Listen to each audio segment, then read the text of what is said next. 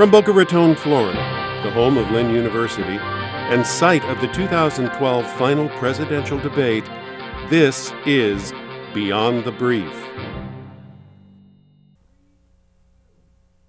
Welcome to Beyond the Brief. I'm Matt Perpich. And I'm Jennifer Murillo. As vacation seems to be around the corner, so do our final exams and special activities around campus. In this news edition, we're bringing to you the latest on academics, school technology improvements, and as always, a quick international update. Finals are quickly approaching with the library packed. Mary Renanovic asked students what they expect when they put pen to paper. Finals are less than a week ahead, and students have been studying all day long. My name is Mary Renanovic, and we've been asking students what they do to prepare for finals and how they will ace all of them. How have you been preparing for finals this year? Preparing for finals, just staying up all night, reading all the books, going on Blackboard, getting all the teachers' notes. Well, I've been looking over any study guides I may have gotten from teachers, or just rereading reading. And most of my finals are actually paper, so I just have to hope I do well on my papers. Watched videos instead of going through my notes. They're just all piled in one week, which is horrible. So I've just been staying up long, sleepless nights. Most of my finals are all presentations, and luckily I already got a couple finished, and I don't have any written finals, so it's mostly just presentations. I only have one written final, and the rest are like just projects, group projects to be precise. And how much time have you put into the studying? 10 hours a day. Probably about 30 hours a week. More than I should. I've been preparing all semester. And some days I would work on a couple hours. And do you think you're going to succeed in your finals this year? Good question. I hope so. Oh, yeah. I hope so. Should be. I'm going to say 100%. 100%. I will pass. Over Thanksgiving break, our university installed new computers in the library. Our anchor today, Matt Perpich, interviewed members of the Lynn community about their opinion in regards to this technological switch-up. One of the benefits to having the debate here is that Lynn got a lot of new technology for the debate. Over Thanksgiving break, Lynn University installed new window computers in the library. It made you not even want to come to the library. I mean, you would spend more time trying to close out of those little pop-ups than you would actually looking for information. So I think they did a good job of placing the computers. All right. And then are they easier to use than the older ones? I think they're the same. I think it all has to do with the speed and how many people are using them and how many computers they're sharing power with. Some of the computers that were donated for the debate, and to repurpose them, we decided to deploy them out to the students. And then how many new computers did we get, roughly? Roughly, the all-in-ones that you see downstairs, there were 50 of those that were donated, and the laptops that were used, 50, but it's... And what did they do with the old computers? The old computers, some of them were still in good condition, so what we did, we refreshed them and redeployed them elsewhere that was needed. Sure. And the ones that were too old, we're talking 6-7 years machines, we recycled those. Screen, I heard that.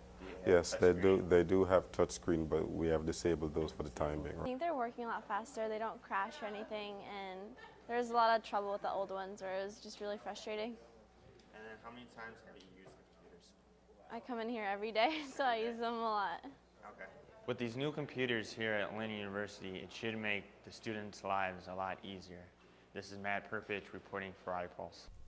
Now we turn our attention to the other side of the globe, to the Middle East. The Arab Spring, the ceasefire between Gaza and Israel, conflicts in Egypt, and several other issues that are now causing turmoil. The question in our mind right now is, what is going on? Our reporter Azra Aishagul-Ok conducted a Skype interview with Jacob Jaffe, who is a Middle East political expert from Georgetown University, to find out more about these issues, causes, and consequences in today's environment. probably the best phrase to describe what the Arab Spring is becoming is an Islamist winter. I mean, given that the Muslim Brotherhood is now in charge in Egypt, and they don't have any, they don't have the same conception of freedom of speech that we have here in the United States, resulting in an increase in political power on the part of Islamist political parties. Although these weren't necessarily the groups that started the revolutions or that appeared to lead them, they're the ones that are the most organized or often just have the greatest popularity among the population as a whole. And when elections are held, they wind up winning them.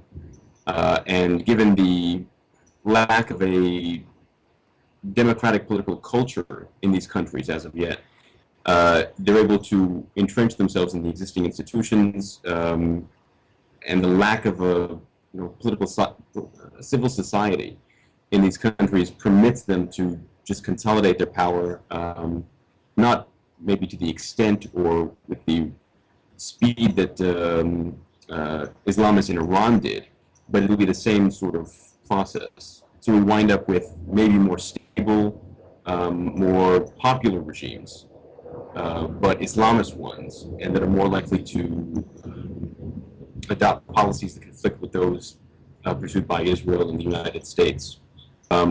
What's important now is that it helps out the Palestinian Authority, Fatah, at the expense of Hamas. Remember, Hamas has had this great perceived victory, fighting another war in Gaza against Israel, while the Palestinian Authority isn't doing anything, so it seems weaker. So by doing something in the diplomatic realm of the United Nations, at least Fatah, the Palestinian Authority, Mahmoud Abbas, gets some credibility on that level, on that diplomatic realm. So that's one thing that it does to help out the PA. It strengthens it against Hamas. To treat the Palestinians as I forget the wording, but I think it's as an observer or non-member state. So in other words, not as a member of the United Nations. And to do that, they'd have to go through the Security Council. And the reason that they didn't do that, and the reason that they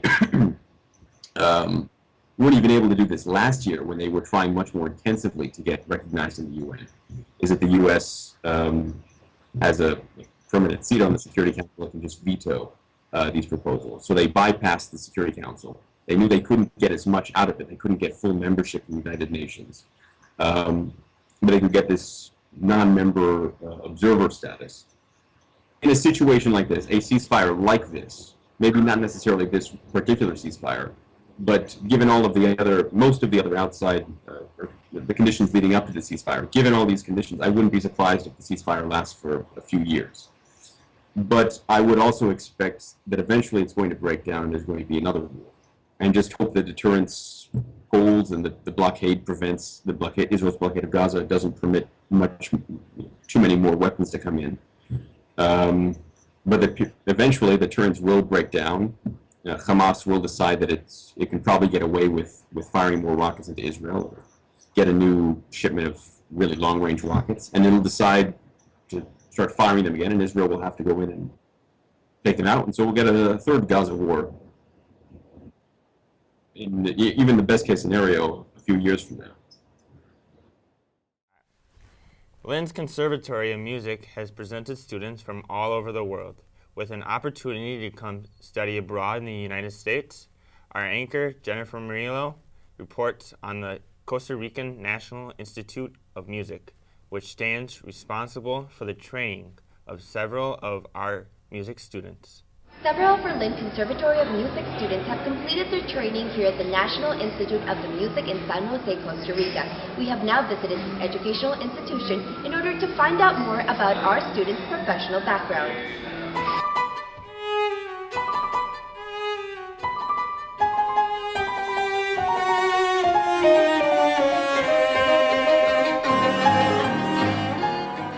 Institution was began 40 years ago when there was what we call the musical revolution in Costa Rica. There was a complete reorganization of the National Orchestra, the Symphony Orchestra. And at the time, the president and the minister of that time, they brought professionals from the United States, Europe, and South America to be part of the orchestra. But most important, those musicians were not only to play in the orchestra, but also to teach, to start a school that was going to provide the musicians for the future orchestra. I think that's one of the beautiful things to born in a country like Costa Rica is that Costa Rica is a very small country, and you think you know a lot just for being there, and you know you are around in the musical circle. You think you really know, but once you go outside, your mind, your head, you really open up. Like you realize that Costa Rica is a great place for music. I don't send anyone which is not a professional already to study with me. So they must know everything about the horn, they must know everything about the orchestra music, chamber music, solo, and studies everything. Once they know all that, I think they're ready to go abroad.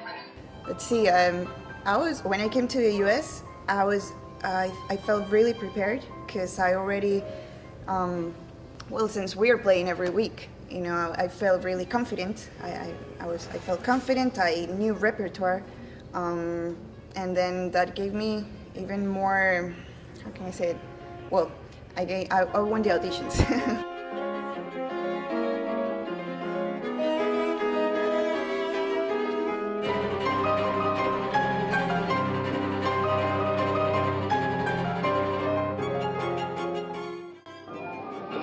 Studying abroad seems to be a fulfilling experience for our Lynn musicians, and we certainly hope they can make the best out of it. This is Jennifer Murillo for Beyond the Brief. As the month of January approaches, students are getting ready to take part in one of the most unique programs Lynn University has to offer. The program differs from cultural trips abroad to classroom work. Angelica King now reports on thoughts and expectations from students that will embark on their journey starting January 7th. JTerm is a unique experience for students of Lynn University to partake in local activities or national and international involvements while receiving credits. The range of exciting JTerm students can participate in are diverse to appeal to the interests of all students.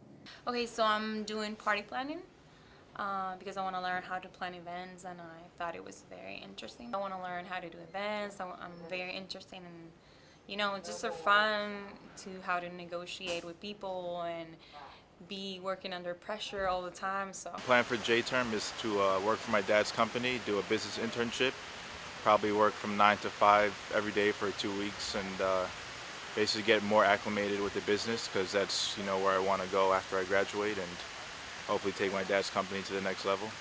I'm doing the peer mentor program. Basically what the peer mentor is that they go, each peer mentor is assigned a faculty member, and they help with the citizenship project for the freshmen. I'm doing a quantitative reasoning JTerm, another math class. I wanted to expand my education on quantitative reasoning because I'm taking it this semester, but I wanted more out of it. I'm doing it's called Lights Out.